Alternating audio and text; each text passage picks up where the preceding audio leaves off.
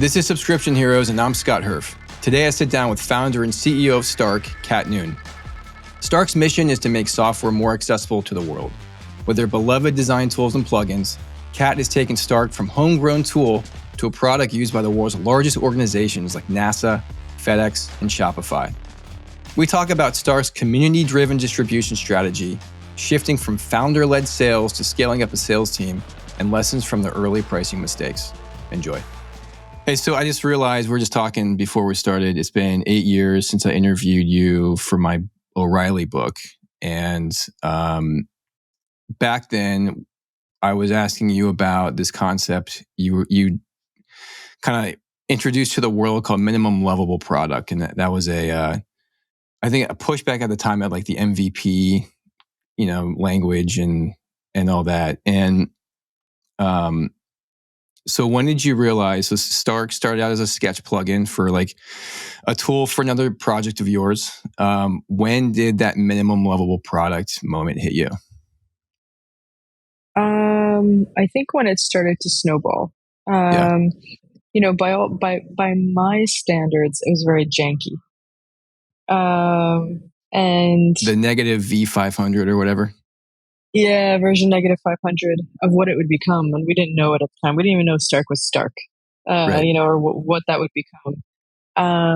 But it was janky by my standards, by our standards, rather, I should say, myself and Michael, our co-founder and CTO. But it really was meant to serve the purpose of, helping us do our job better, at the time as designers. And there was no solution that existed at all with regard to, accessibility in design or helping you design for accessibility. And so when did we realize it was a minimum lovable product? I guess about 8 months after, when we realized it was continuing to snowball and pick up traction and people were using it and adopting it and praising it. And like, maybe there's something here. Maybe there's something worth paying attention to. And we did. We dove into that. So this dropped as a sketch plugin. How'd you promote it? Was it like your newsletter and Sketch had a pretty strong community in those days, and you were kind of the first ones doing this.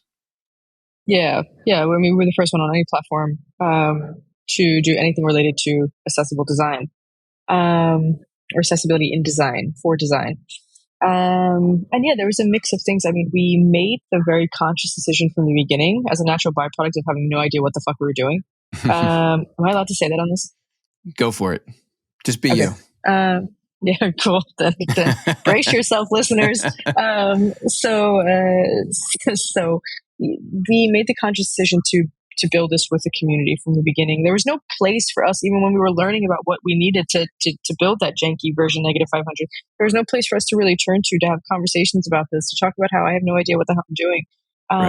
And, we spoke with a spectrum of individuals, designers, engineers, non-designers, non-engineers, individuals with disabilities, and started to foster this community. And then we of course, got that love from Sketch at the time, and were included in, people started doing, YouTube videos about us and doing article write-ups about us, and then we started putting together a newsletter of our own, Stark Difference in Design, because it was like, well, how do we, if we're struggling with this, we're struggling with the understanding, others are too.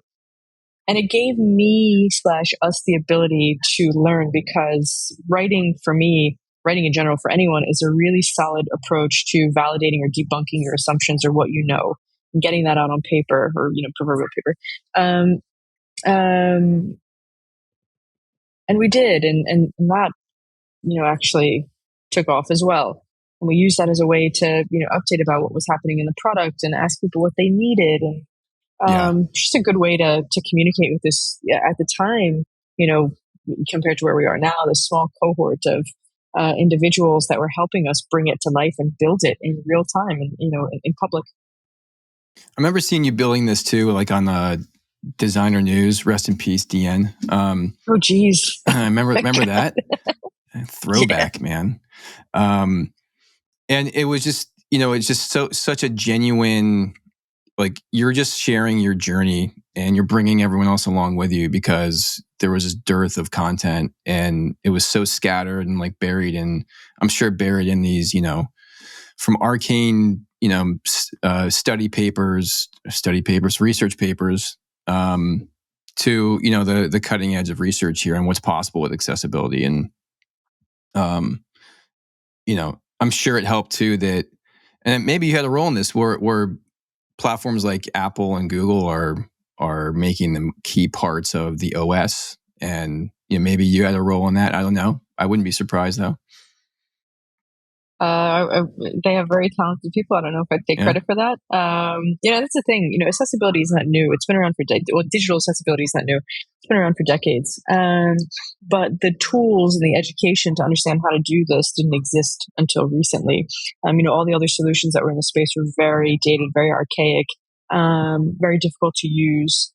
And also not catered to design, which is where a product really starts. The idea of it, the kickstart of it, and there was nothing that brought these roles in the organization together that were working on the product. And so for us, I know that now these companies are baking it into the OS, which is fantastic. It's so important for the people that use it on a regular basis. And I'm happy about that. And if we played a role in that, if Stark's existence played a role in it, that's fantastic. A number of the companies that I think we, have or will talk about, at this, in this episode, are users or customers or what have you. So it's cool. Yeah. I mean, FedEx, Shopify, even NASA. I mean, these are, blue chip, top notch brands, orgs. I mean, did this come about where it was sort of a groundswell? So designers at these organizations heard about you and then introduced you into the bloodstream?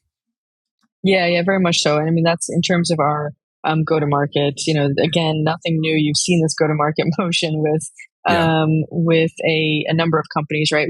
We build a groundswell of users, be it free or paid, that find value from the product. And then you find the right trigger that creates an energy to pitch a wall-to-wall enterprise contract to a high-level decision maker.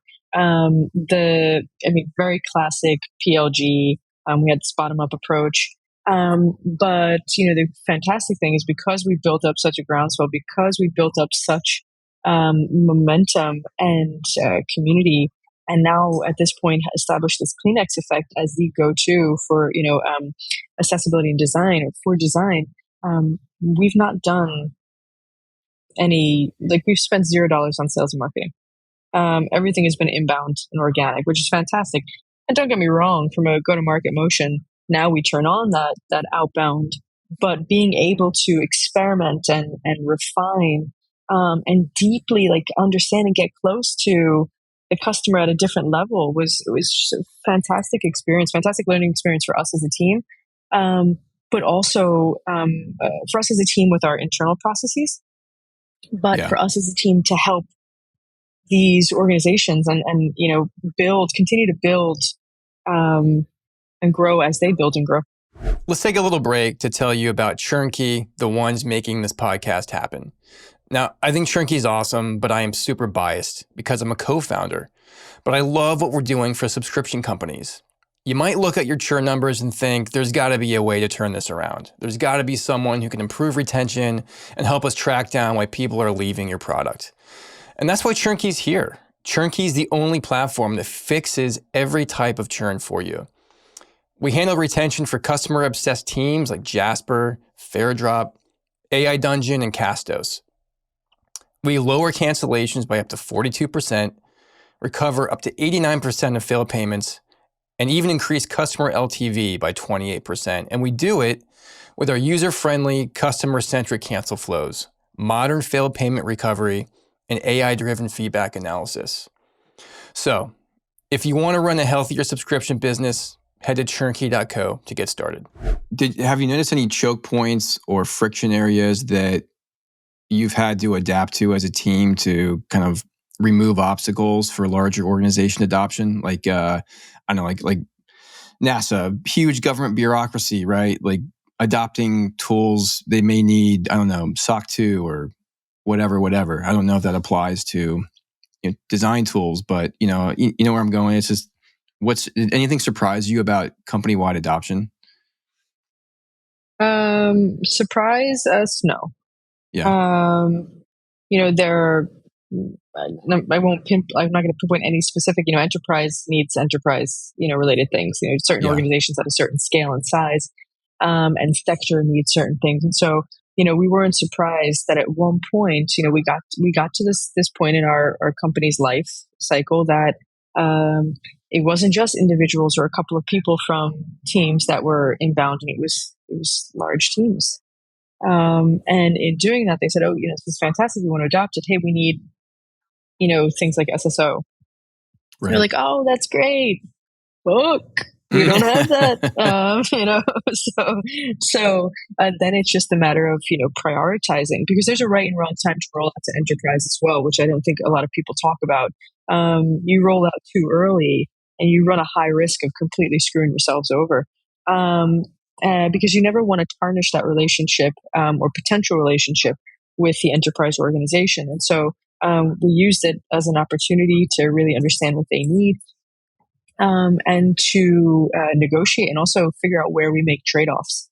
And so we knew we weren't ready to roll out a full enterprise offering, but there was a middle ground where um, we could provide something like SSO, and Yeah. to do so with by implementing something like WorkOS.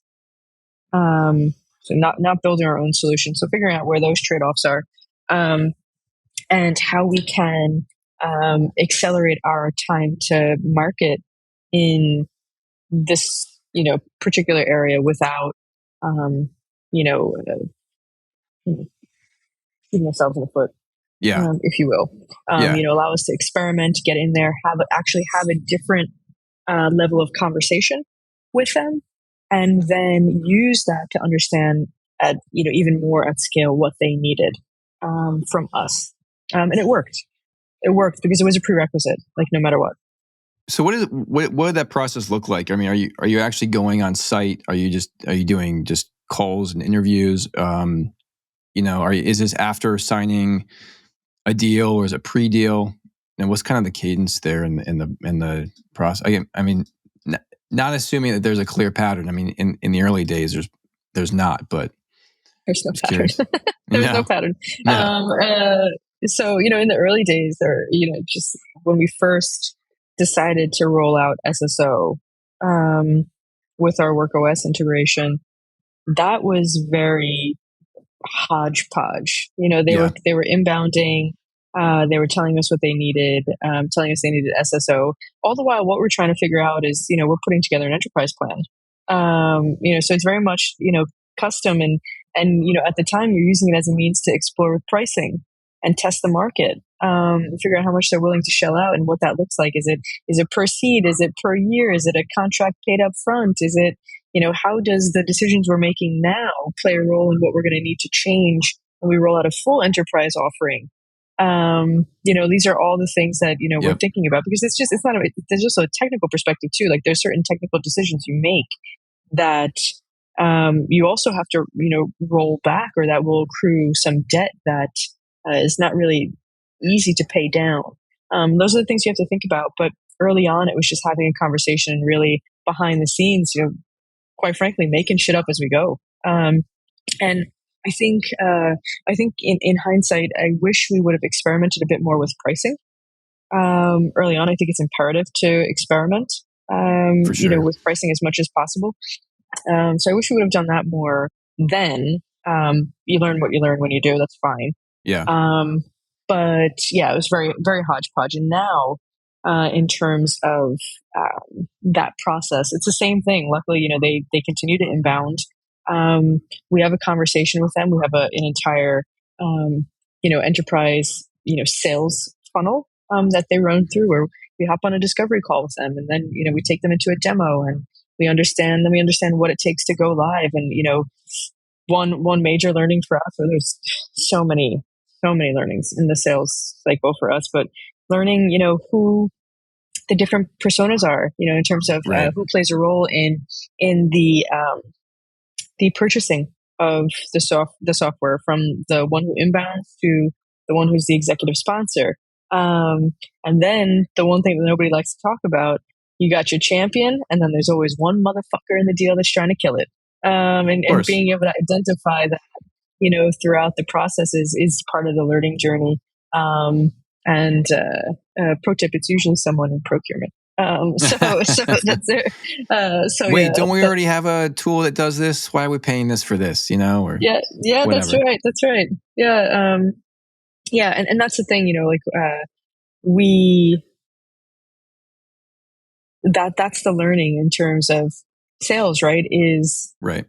helping them, finding out what's busted about their current situation, understanding what they're being tasked with or frustrated by, and helping them understand a different way to do things. Yeah. Is it have you ever had the conversations with the naysayer? Are you able to get them on the phone and kind of talk them off the cliff, or is it always just kind of the surround with all your champions and kind of push it over the edge? That's the thing, right? Like, that's the whole, like, what you focus on expands kind of thing. The great thing about our go-to-market motion is that by the time they inbound, they've largely already qualified themselves. Right? You have these champions of these champions from that groundswell of enthusiasm, below the line, that make it easier to get on the agenda of the executive. And usually, no deal will get done, or no executive will run off and make a decision without the support of the people that are doing the work, or their designer DevOps. Right? They're not pushing products down the people's throats. Especially now with the consumerization of like enterprise software, it's so easy for end users to have a great experience with a product ahead of monetary adoption. And that's why I really love our go-to-market motion, because we build that groundswell. So it's just a matter of learning from the bad waves, surfing the good ones. And by the time you get to a certain point in that sales process, if you've done it right at discovery and demo, then it's quite difficult for the deal to be killed. Doesn't mean it won't be. Doesn't mean we're right. A deal can be lost at any given point in the cycle. But the more champions, the more champions, and the more opportunities for emotional events that you create through the demo or whatnot. The more you have people that are just like almost like this judo, where they're just throwing you over their shoulder and like carrying you over the line kind of thing. Yeah, I mean, I was going to point out, I mean, like, the benefit of Stark as a product is that you embed yourselves with the individuals doing the actual day-to-day work. You're winning hearts and minds. And you still got that free plan, even if you can't, close the deal now. So you still live on, and it's like, come on, guys, we're using this all the time. We're coming up against these pricing walls, right? Right, and that's the thing. We said, let's build the best in class free tooling. For accessibility, no matter the role you play in an organization. They should exist, and they should be valuable. And it's doing a net societal good too. Right, which is not really talked about. It's good for business. Right. But it's also good business. And there are, I think generally speaking, accessibility, at a board level now is on par with capitalism. And what I mean by that is the difference between, or the distinction between what is good and what is profitable is diminishing. And so companies understand at an org-wide level why it is accessibility is important. It's part of like an internal PSA, privacy, security, and accessibility. It's your company's like compliance stack. And they understand, though, that accessibility is a proxy for user experience. Like, this is a good experience. And at the end of the day, yes, the currency and how it moves is part of that conversation. But what's important is culturally, the organizations are learning how Yeah. important this is and why it is and how it's impacting their end user. And it's like the argument I can see is like, don't you want as many people as possible using your product? And that goes, Yeah. I like Right. how you said Right. that. It's good for business and good business. And that's Yeah. winning argument right there. Let's hope so. So do you have, I know you mentioned you haven't spent money on sales. Are you hiring a sales team now and staffing that up? Yeah, so an entirely go-to-market team now. We just brought on, well, our first AE, our first account executive, just started 2 weeks ago, and we'll continue to build that out now. I'm hiring more customer success. A lot of community and design Yeah. advocacy happening, so hiring for that. Yeah. How have you found hiring a sales team? And did you ever think you would be doing that? Two different questions. How have I found hiring a sales team? So I think in general, one thing that I never imagined myself saying was, I've become addicted to sales. I'm just completely, I'm completely driven by this, um, this desire to, obviously, first and foremost, I have there's a fiduciary duty that Yep. exists, but I love Details. knowing, yeah, right. Um, I love knowing that these companies are booting up accessibility initiatives and budgeting for it and expanding that throughout the rest of the organization. It's fantastic. It's a multi-layered addiction there. Also, it would be weird if I wasn't really focused on that. Right. The the But I never imagined that being part of the conversation. Um, because of that, it's been a hell of a learning experience. I'm not a sales founder. I'm not a salesperson. I, as someone, who is a designer by trade and training, business is part of my job. Um, Now as CEO, that's just at a different level. But as a, PLG, product led growth company, there's this magic window where it's founder led sales. And so for me, I'd never, as a founder, as a CEO, I'll never give you a job that I wouldn't do myself. Yeah. Yeah. And so I wanted to understand the inner workings of it, and deeply understand the problem, learn those personas, talk to a spectrum of different peoples to learn everything that I don't know. So a hell of a learning experience in that regard.